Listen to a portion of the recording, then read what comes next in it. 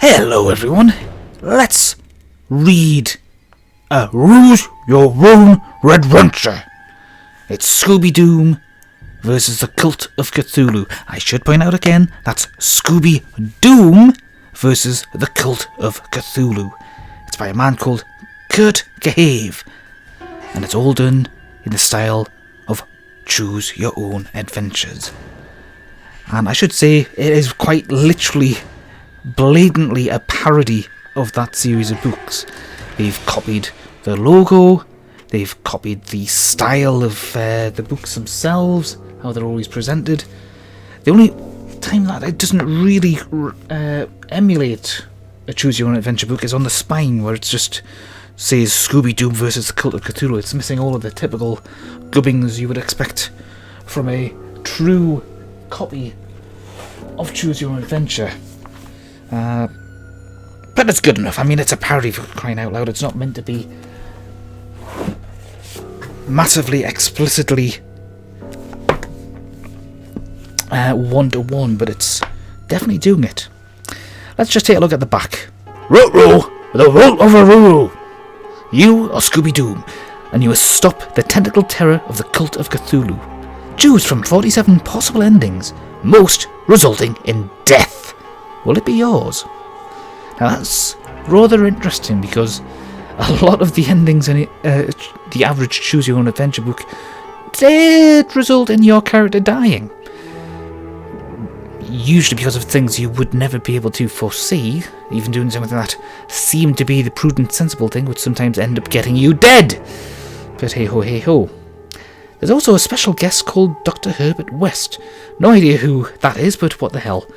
You can actually get this book on Amazon. It's probably available on other online websites as well, but I got mine from Amazon, so hey ho, that's what I'm going to plug in this case.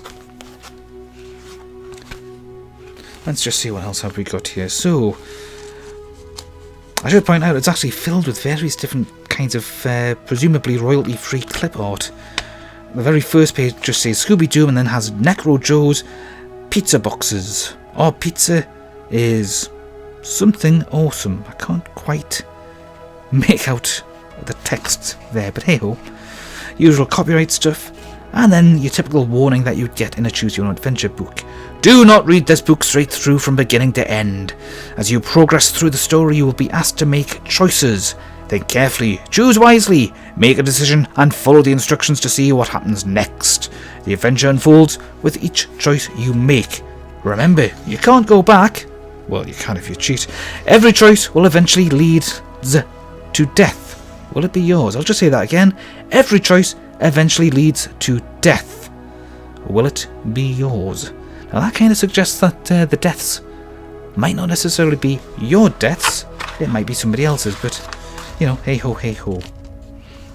Right, so, typically, when I do one of these Let's Reads, we are in God mode, which basically means you would not be hearing me rolling dice and calculating fight stats and so on and so forth, because there aren't any in this particular regard. This is a book where you either do the right thing or you do the wrong thing and you die horribly. We're just going to play through until we either successfully complete the book or we get a fateful final the end, which you can't come back from. So let's take a look. We'll get some introductory stuff here. You are Scooby-Doo, a hound of Carcosa. I'm not sure if I'm pronouncing that right. At least, that's the name you use in this time-space reality. Wherever it is. Earth, they call it. Wherever you go, humans are all the same. Stupid. This bunch isn't too bad a lot. Except for those Cult of Cthulhu fellows, trying to wake up their ancient sleeping god. Is that really very smart in the long run? You should have seen the mess and the massacre when Hastur finally appeared in Carcosa. By the black stars above. You were summoned to this plane by a Manx witch, exiled from her home on Elan Vanham, an island in the Irish Sea. She fled to the United States and ended up in Arkham, Massachusetts. Turns out the area is a nexus of weird supernatural occurrences. Upon your arrival, she screamed out, "Moody-doo!" which actually turns out to mean black dog in her native language in reference to a spectral hound set to haunt the Peel Castle in her abandoned homeland. But, being unfamiliar with the local languages, you thought she said Scooby-Doo, so you just went with it, and tore her to pieces before she could cast a deadly spell on you. Then you left Arkham and explored the countryside for a while, eventually settling in Essex. Small town life suited you. The old, narrow streets of Arkham were too noisy and crowded, especially around Miskatonic University. I have no idea if I'm pronouncing that correctly at all. Do let me know in the comments. It reminded you too much of Carcosa. Too many lurkers and whisperers and shadows and dark corners and doomslingers and tormentors and cats. What is that old proverb? Never trust a cat. Now you patrol the surrounding area and keep Essex safe from the bad things.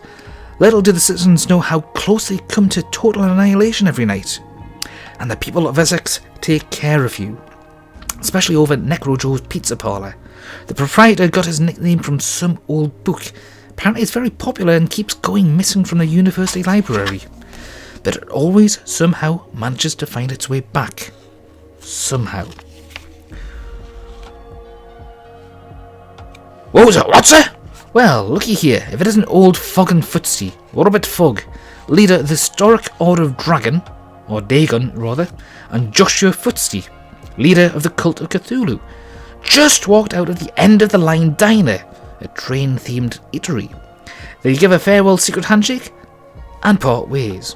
Do you follow Fogg? Do you follow Fusty? Do you leave them alone? I think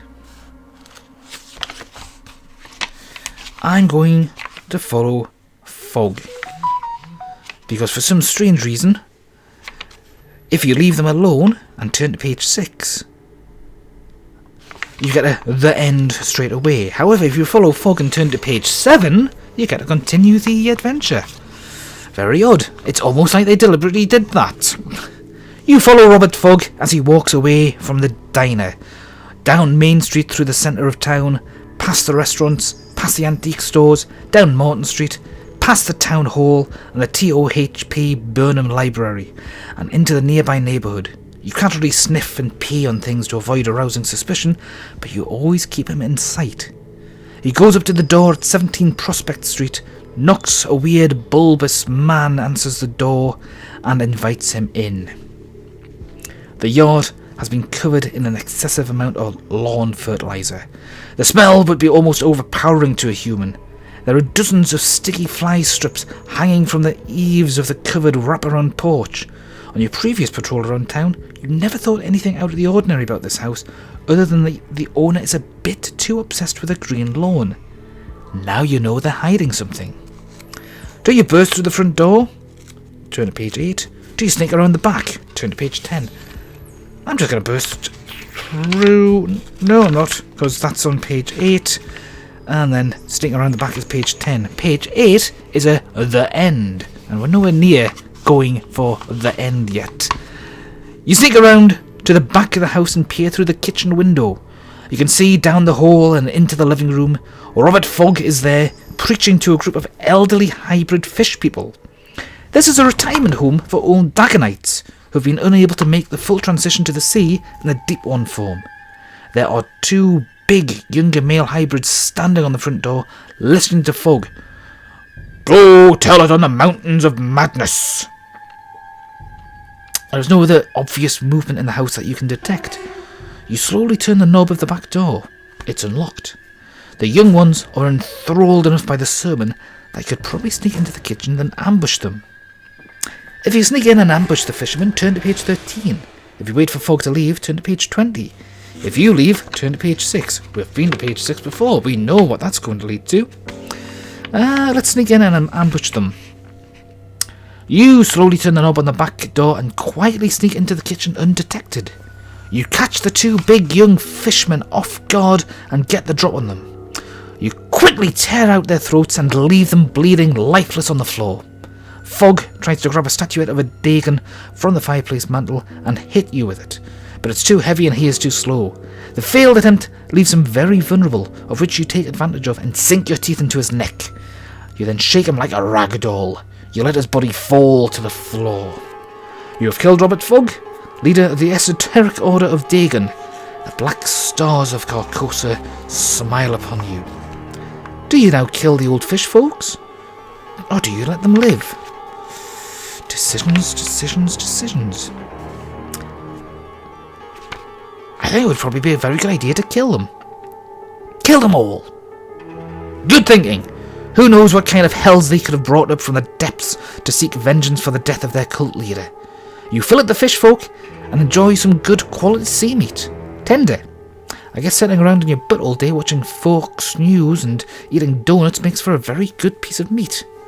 You head back into town just in time to see Joshua Footsy coming out of an antique store. He gets in his car and drives away before you can get close enough to ruse any other adventures. In which case you then have to turn to page 18 where you have a map.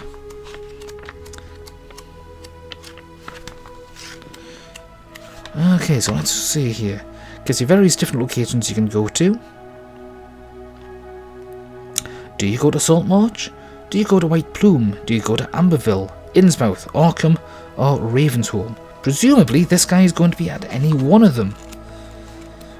Of course, one of them, Arkham, means that you just have to turn to page 19, which is the very next page, and I can see model options there. So, let's go that way.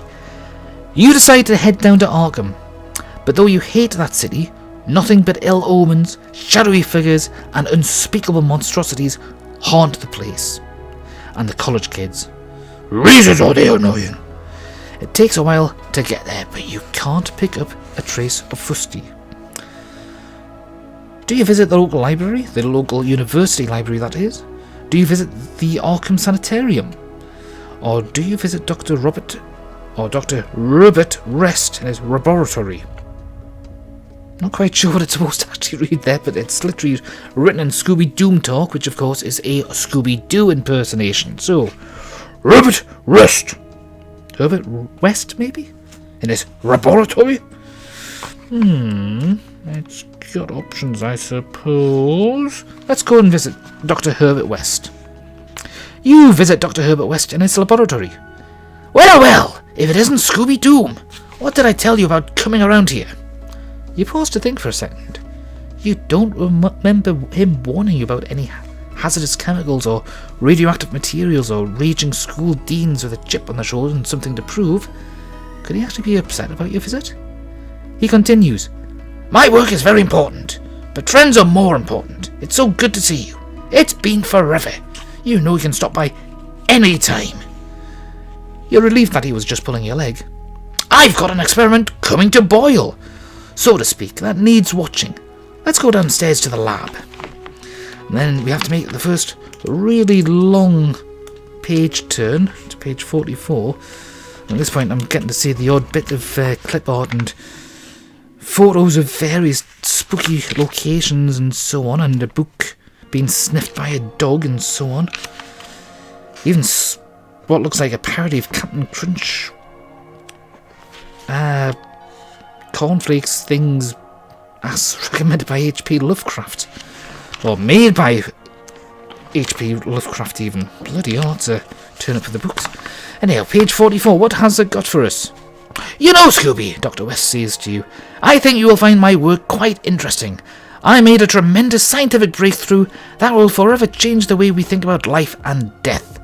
My final experiment should be just out finished, and then you turn a corner to see firsthand what the doctor's experiments have been. Raising the dead.